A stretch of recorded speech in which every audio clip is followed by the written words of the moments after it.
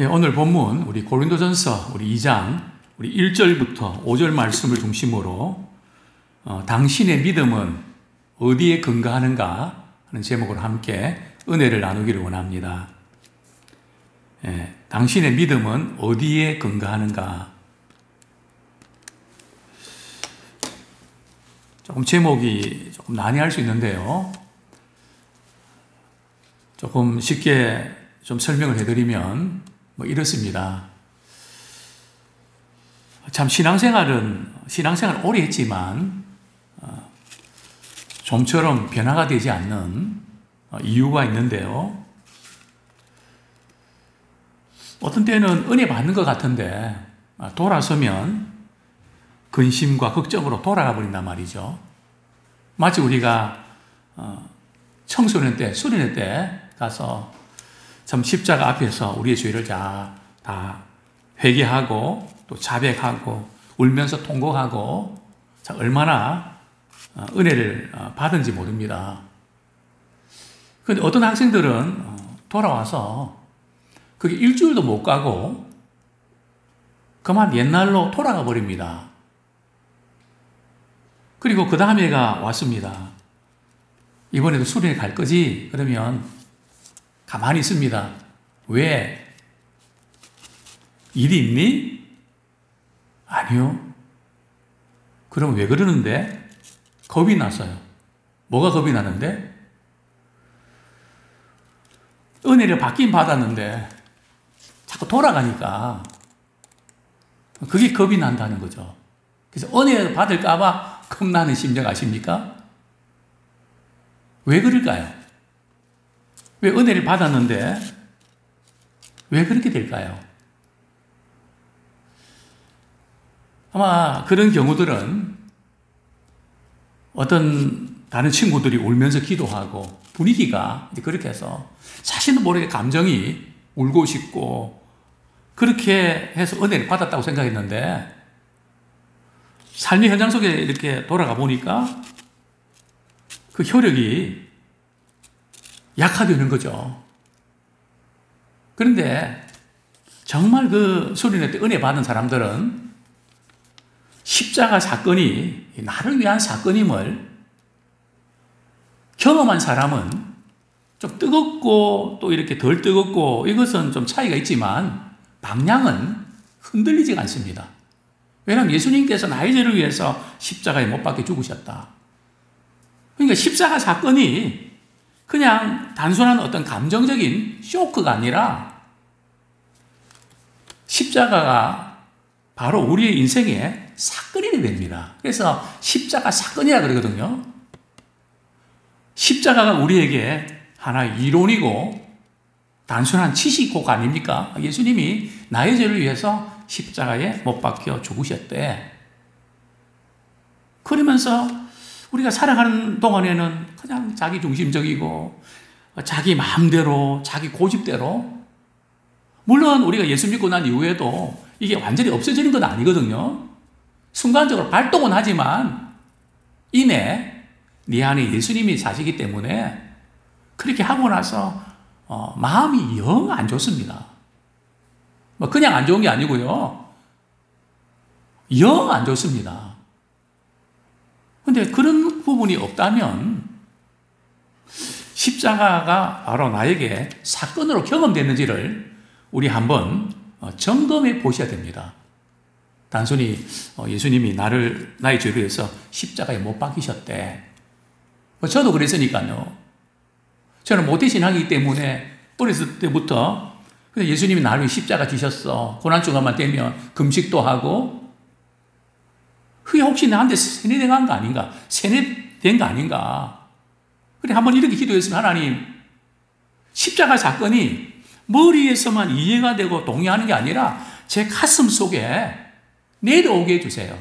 머리부터 가슴까지 거리는 얼마 안 되는데 가슴으로 십자가 사건이 경험되게 해주십시오. 그러던 어느 날 정말 십자가 사건이 나의 죄를 위한 사건임을 내가 영죽을 죄에서 영원한 멸망에서 고통당할 수밖에 없었지만 주님이 나를 위해서 십자가 대신 지시고 나의 모든 죄를 담당해 주셨구나. 십자가 사건은 매일의 삶 속에서 경험되어야 되는 사건입니다.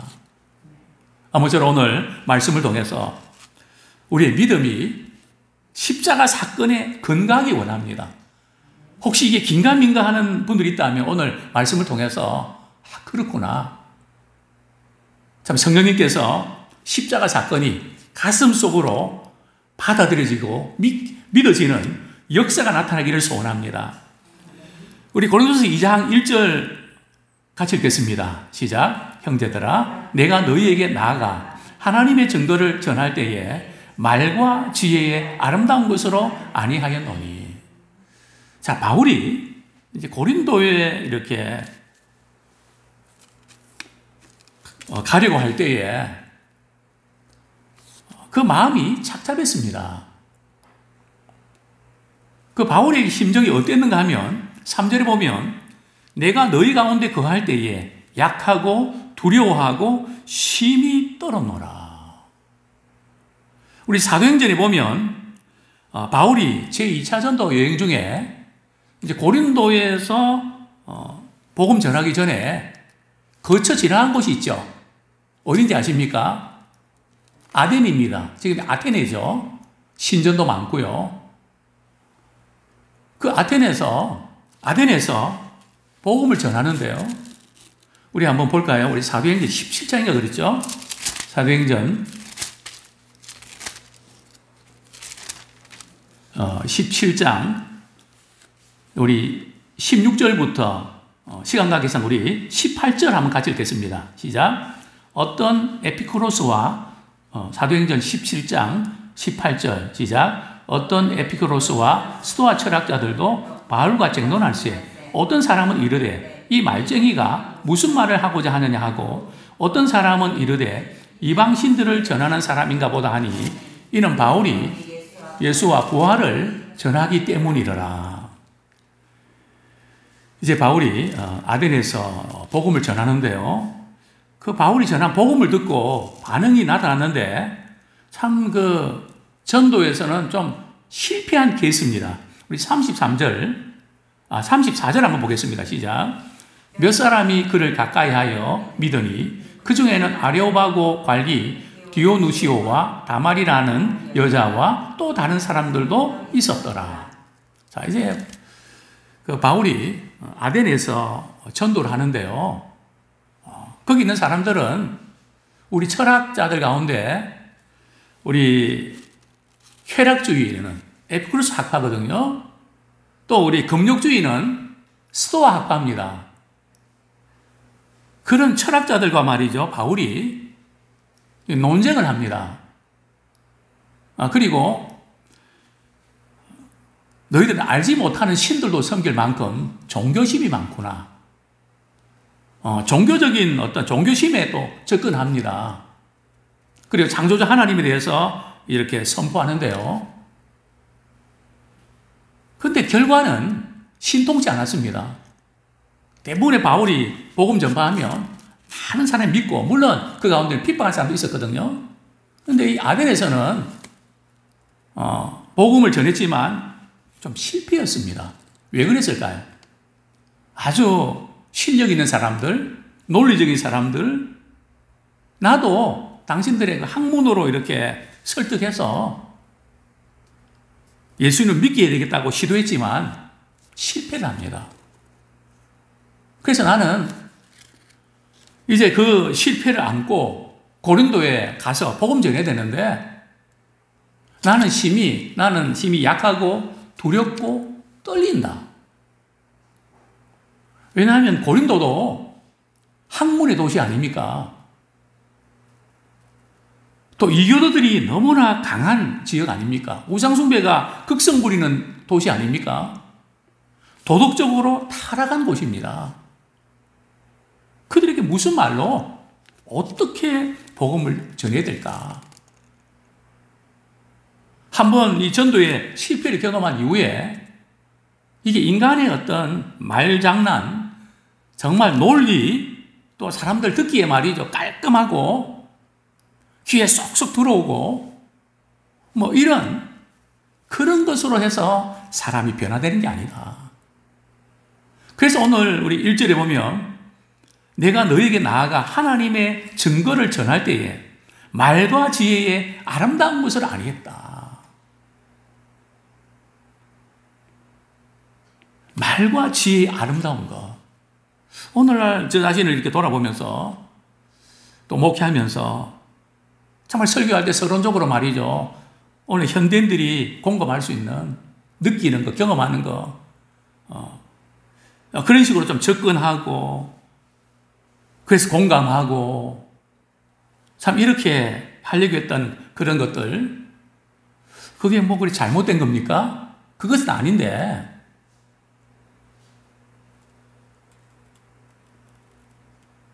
그러나 그렇게 할 때에 복음의 핵심을 놓칠 수 있다는 거죠. 이 말씀을 묵상하면서 참 여기에 참 많은 문제점이 있었구나. 왜냐하면 우리가 복음을 전파하는 것은 그냥 강의하는 건 아니거든요. 사람들 듣기 좋도록 그렇게 알아듣기 쉽도록 재밌게 뭐 이렇게 우리가 설교하는 거 필요하지만 설교는 그게 아니거든요. 설교는 뭡니까? 하나님의 증거를 전하는 겁니다. 설교는 덕담이 아닙니다. 좋은 말, 좋은 말이다. 좋은 마음 가지라는 거다. 그런 게 아니고요. 설교는 선포입니다. 캐리그마라고 그러죠. 선포는 뭔가 하면 하나님이 행하신 것을 전파하는 것입니다. 하나님께서 예수를 통해서 어떻게 우리의 죄에서 우리를 자유케 해주셨는지, 어떻게 해서 우리를 구원해 주셨는지, 영원한 멸망에서 우리를 어떻게 해서 건지셨는지, 그 하나님의 증거를 전하는 겁니다. 그렇기 때문에 인간의 말과 이런 부분으로 들을 때는 은혜가 되고 감동이 되지만 이것은 사람을 변화시키지는 못합니다. 이해도 되고 참 좋다는 그 정도로 끝나지 심령 깊은 곳을 터치를 못한다는 거죠. 이 바울이 이것이 자신이 해보니까 그래서 나는 말과 지혜의 아름다운 것으로 나는 복음 전파를 하지 않는다. 그러면서 바울은 작정한 게 있습니다. 설교할 때만 나는 이렇게 하겠다. 우리 2절 말씀 같이 읽겠습니다. 시작. 내가 너희 중에서 예수 그리스도와 그의 십자가에 못 박히신 것 외에는 아무것도 알지 아니하기로 작정하겠습니다. 2절 헬라 원문에 보면 앞에 내가 너희 중에서 그 앞에 뭐가 들어있는 것 왜냐하면 말과 지혜의 아름다운 것으로 내가 설교 또 복음을 전하지 않기로 했던 이유가 있다. 그 이유가 뭔가 하면 나는 예수 그리스도와 그의 십자가에 못 박히신 것 외에는 아무것도 알지 아니하기로 작정했다. 왜 바울이 예수 그리스도 그분 또 그분이 행하신 것 십자가에 못 박히신 것 그 외에는 아무것도 전하지 않기로 했다. 왜 이것을 유독 강조했을까요? 바울이 그러면 십자가만을 선포했나요? 부활도 선포했죠. 또 재림에 대해서도 선포했죠. 그리스도인들이 또 어떻게 살아야 될지 살아가는 삶의 방식도 선포했죠. 근데 왜 바울이 고린도 교인들에게 내가 너희들에게는 십자가와 그분 외에는 다른 것을 전하지 않기로 작정했다. 이유가 뭘까요? 그 이유는 고린도 교회는 어떤 문제가 있었습니까? 지도자를 중심으로 분열이 일어났습니다. 나는 바울파다. 나는 뭐 게바다. 나는 그리스도파다. 또 누구죠? 나는 아볼로파다. 이렇게 영적인 지도자를 중심으로 내가 믿는 아볼로는 정말 학식이 풍부해서 언어나 또 논리나 모든 면에서 정말 내 수준에 딱 맞다. 아주 직접 레벨이, 그래서 설교가 쏙쏙 들어온다. 또 베드로는 좀 무식하지만 담대하잖아요. 아주 서슴지 않고 담대하게 전하잖아요. 또 무식이 용감하다고. 그러니까 막 그래 거침없이 이야기 설교하니까 말이죠. 사람들이 쏙쏙 들어오거든요. 또 바울은 굉장히 논리적입니다. 또 이성적이고요. 그러니까 논리를 갖춘 분들은 바울이 설교 들으니까 쏙쏙 들어오거든요.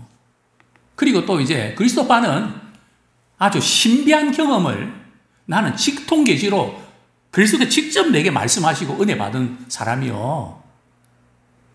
그러면서 자신의 경험, 신비로운 경험을 강조한단 말이죠. 이런 문제가 왜 일어나는지 아느냐? 바로 이런 문제는 내가 살아서 그렇다. 즉 십자가 사건의 본질을, 핵심을 잃어버리기 때문에 그렇다. 십자가 사건은 그리스도께서 나를 위해서 십자가에 못 박이셨다. 그 사건은 바로 내가 그리스도와 함께 십자가에 못 박힌 사건이다. 사람을 우리가 자랑하고 사람의 인정을 받고 그거 안 알아준다고 시험 들고 이렇게 되는 이유는 바로 십자가 사건을 경험하지 못해서 그렇다. 그래서 바울은 고린도 교회 성도들에게 바로 십자가 사건, 철저하게 내가 그리스도 십자가에 못 박혀서 이제는 사람을 자랑하지 말고 자기 자체를 자랑하지 말고 십자가만 자랑해라. 오직 예수 그분만을 자랑해야 된다. 이 부분을 그렇게 강조하게 됐던 겁니다. 그렇습니다. 오늘날 우리 개인도, 우리 가정도, 우리 교회도 뭐가 문제일까요? 정말 십자가의 이 사건을 경험하지 못하는 게 문제입니다. 우리 예수님을 믿는다는 것은 그게 뭔지 아십니까? 그래서 나 예수 믿어요. 예수님을 믿는다는 것은 철저하게 자기 자신을 부정한다는 겁니다. 그리고 어떤 사람이 예수 믿는다는 것은 자기 자신이 약하고 이렇게 힘이 없고 그래서 우리가 믿는 거다. 그래서 지성인들과 의지가 강한 사람들은, 예수 믿는 사람들은 약해 빠져갖고 그래서 예수님 믿는 거야. 나는 강하고 담대해서 나를 믿어.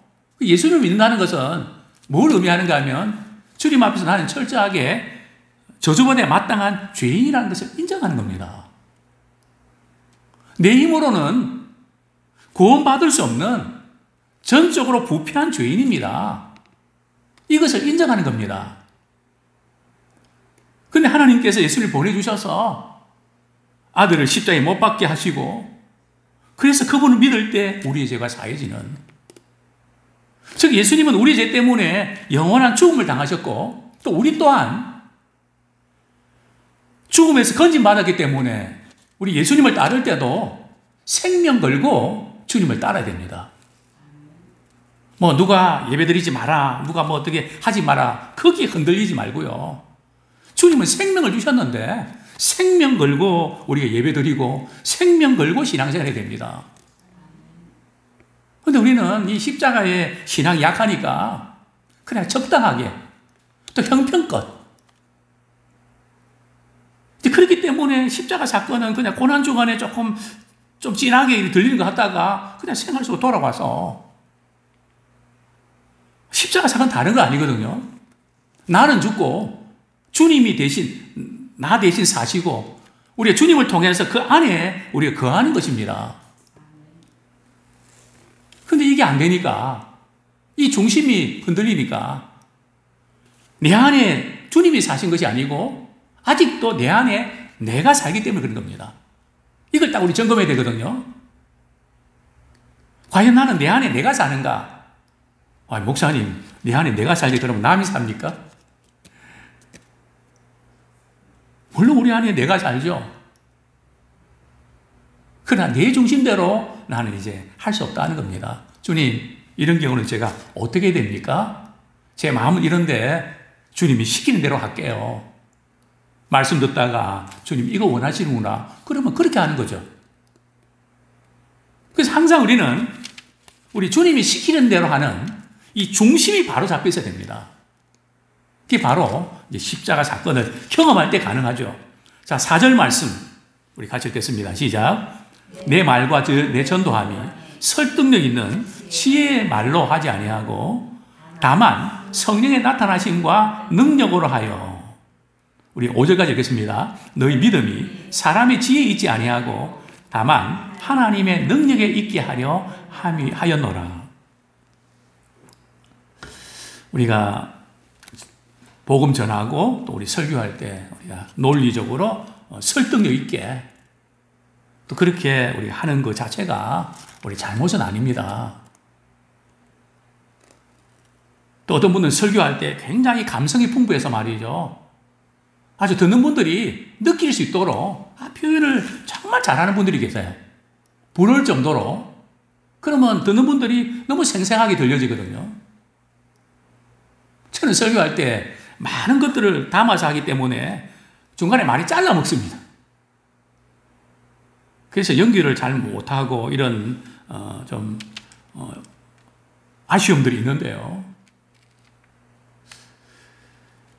그러나 지금 바울이 전도하고 또 설교할 때에 설득력 또 이렇게 논리적인 어떤 그런 것으로 어떤 공감하고 이해하고 그렇게 나는 하지 않는다. 왜 그런가 하면 십자가 사건은 경험돼야 되거든요. 십자가 사건이 경험되려고 그러면 인간의 설득과 논리로 가능할까요? 임파서블입니다. 그게 어떻게 가능합니까?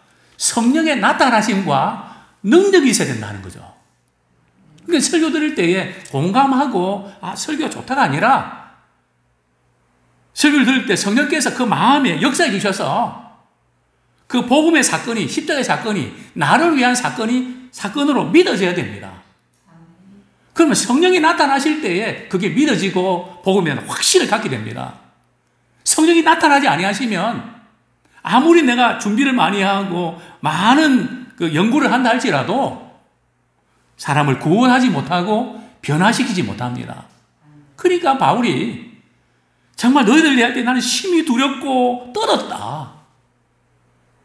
왜냐하면 내 힘으로 안 되니까. 내 논리로, 내 언어로, 내 설득으로 상대방을 압도할 수 있다고 하는 자신감이 있다면 바울이 왜 떱니까? 당시 거짓 교사들은 자신감이 대단했습니다. 자신의 능력과 논리와 그런 실력들이 대단했기 때문에 누구 앞에 어디 나가도 떨리지 않고 했습니다. 그러나 나는 거짓 교사는 다르다. 한 사람이 영혼이 구원받고 변화되는 것은 십자가 사건을 경험해야 되는데 십자가 사건을 경험하는 것은 성령의 역사심과 하나님의 능력만이 가능하다. 그게 일어나지 아니하면 안 된다. 너희 믿음이 사람의 지혜에 있지 않다. 어떤 좋은 교훈들, 좋은 말들, 물론 그것이 필요 없다는 거 아닙니다. 그러나 그것으로 사람을 구원시키지 못하고 그것으로 사람을 변화시키지 못하는 겁니다. 사람을 구원시키고 변화시키는 것은 하나님의 능력에 달려 있습니다. 성령의 역사심이 나타나야 내가 정말 주님 앞에서 죄인이구나. 나 같은 죄인을 위해서 주님이 십자가에 못 박이셨구나. 우리 하나님께서 나 같은 죄인을 위해서 예수님 보내주셨구나. 그것이 믿어지면서 십자가 사건이 믿어지면 교회 봉사하고 섬기는 거 기쁜 마음으로 합니다. 전혀 문제가 안 됩니다. 왜 하니? 내 안에 예수님이 사시기 때문에, 내 인생을 주님께 맡겼기 때문에 문제가 안 되는 거죠. 아무쪼록 우리의 믿음의 근거는 십자가와 하나님의 능력이 있기를 원합니다. 그래서 우리 성도들은 설교를 위해서, 목회자를 위해서 기도해 주셔야 됩니다. 저도 기도합니다. 하나님, 주일날 우리 성도들이 모여드는데 성령께서 역사해 주셔서 사망에서 생명으로 들어가게 하옵소서. 어둠에 있던 영혼들이 빛으로 나가게 하옵소서. 그냥 듣고 좋네, 은혜가 되니 하고 돌아가지 말고 정말 십자가 사건으로 변화되고 구원받는 사건이 일어나게 해주십시오. 이게 사람의 말로 됩니까? 그래서 성도는 성도대로 하나님, 오늘 우리 목사님을 통해서 말씀 주실 때에 정말 십자가 사건을 경험하고 성령님을 힘입고 내 자신이 변화될 수 있는 힘과 놀라운 역사가 나타나게 해주십시오. 그게 설교 현장에서 목회자와 성도의 기도 가운데 이게 만나서 역사가 나타나는 겁니다. 아무쪼록 매 순간순간마다 하나님의 능력과 성령의 역사심이 나타나는 현장이 되기를 축원합니다.